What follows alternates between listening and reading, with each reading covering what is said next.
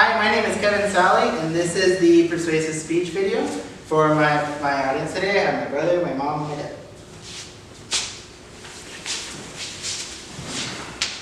So for this problem effect solution speech, I chose to talk about the effects of non-mission-minded churches. The purpose of the speech is to inform about the negative effects that churches not reaching out to their communities, because it'll affect their community and it'll also affect the world.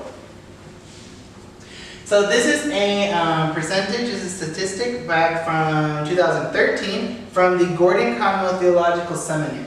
And with the green line you can see the growing population in the world, and in the orange line you can see the growing population of Christians. But something that's interesting is that you see the Christian line going down, where you see the general population going up. And there's a few reasons why. One reason is that the missionaries can't stay on their field because they're not being supported by mission-minded churches. Another reason why is because non-mission-minded churches are not concerned about the community and sharing the gospel. So the problem is that it's not necessarily with the congregations is not mission-minded. It's the problem is that the leadership in the church is not mission-minded. So from an article by Chuck Lawless, he mentions nine reasons why the church talks the Great Commission but doesn't do it. He says church leaders talk the language without letting the biblical text sink in. He says pastors themselves are not committed to the task. He says churches see the Great Commission as tasks for full-time missionaries or ministers only. So why should we do it if we're already paying somebody else to do it? It's a mentality. Churches do not really believe that the non-believers are lost. Some leaders settle for partial obedience of the Great Commission, that instead of obeying all 4 commands of the go, teach, make disciples, and baptize, let's only do maybe 2 of them. He says that the churches tell the members that they have to do the Great Commission, but they don't train how to do the Great Commission. Church members fail to see the world around them.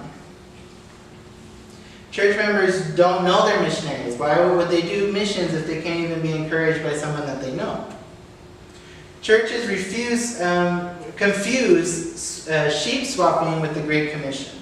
They're not concerned about the souls around them in their community. Which brings me to the verse of John chapter 3 verse 1.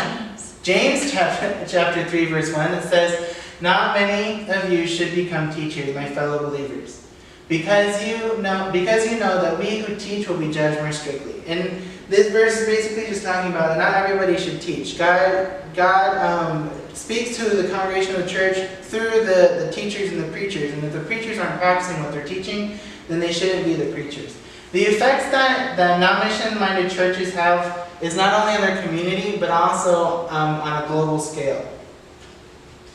In an article called 7 Reasons Why Many Churches Are Not Reaching Out by Greg Steer, he mentions the effects as well. He says that 1, there's no gospel urgency. There's no want to reach out to their community, and the gospel is not something that they're worried about. The leadership doesn't model it. The effects of the leadership are not modeling it. The congregation won't model it. Intercessory prayer is not a true value. We don't pray for one another. No one's teaching anybody how to preach for one another. Evangelism training rarely happens. Non-mission-minded churches won't have evangelism training. The gospel is relentlessly given. It's given more as a command. It's not because you love the person that doesn't know of Christ. We exchange evangelism for outreach. We're more concerned about the 500 people that showed up and not the relationship that the gospel evangelism gives. And evangelistic storytelling is not part of their culture. They don't hear about the amazing things that God does around the world. This brings me to Isaiah 6:8 that says, "Then I heard the voice of the Lord saying, 'Whom shall I send, and who will go for us?' And I said, 'Here I am, send me.'" This has to do with willingness. If churches aren't mission-minded, then they're not going to teach the willingness when God calls people to missions. The only way that churches are going to be mission-minded is if their leaders are mission-minded, and this is a solution to the problem. In an article called 6 Marks of a Healthy Missionary Partnership by Andy Johnson, he says that when the church is going to be servant-minded, it's going to be pastor-led, relationship-based, commitment-centered, congregational-wide, and long-term focus. It's not just going to be a one-weekend event. It's going to be a whole lifetime of ministry. Which brings me to Matthew 28, 19 and 20, which is the Great Commission. Go and make disciples, teach them, and then baptize, it says. And God promises He will never leave us at the end if we obey Him. So what about you? Churches can only be mission-minded if their leadership is mission-minded. So in order to change the church's mentality, we have to change the leadership mentality. So again, what about you? Are you willing to change your mindset in order to change your church's mindset? Are you willing to be discipled in order to disciple?